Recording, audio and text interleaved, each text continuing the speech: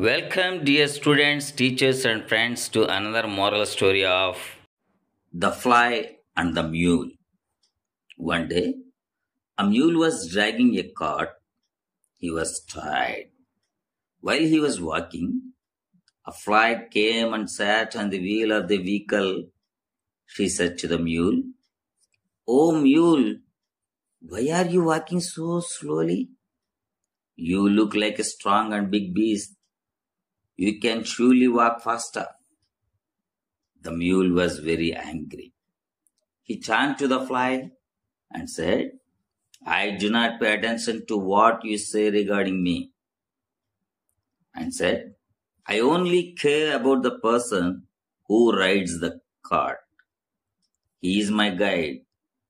If I walk slowly, he increases my speed.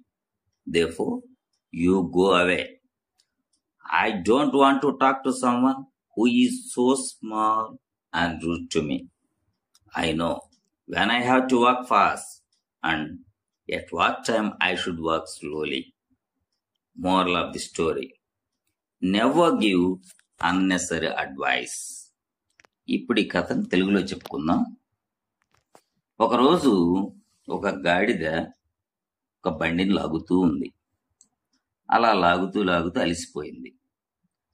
అలా నడుస్తూ ఉండగా ఒక ఈగ వచ్చేయి ఆ వాహనం చక్రం మీద కూర్చొని గాడిదతో ఇలా అంది, "ఓ గాడిద, నువ్వు ఎందుకు అంత నెమ్మదిగా నడుస్తున్నావు? చూడటానికి నువ్వు బలంగానూ మరియు పెద్ద జంతువులా కనిపిస్తున్నావు. ఖచ్చితంగా నువ్వు వేగంగా నడగగలవు." ఆ మాటలకు గాడిదకు చాలా కోపం వచ్చింది. అప్పుడు ఆ గాడిద ఈగ వైపు తిరిగి, "నువ్వు నా గురించి చెప్పేది నేను పట్టించుకోను" అన్నది.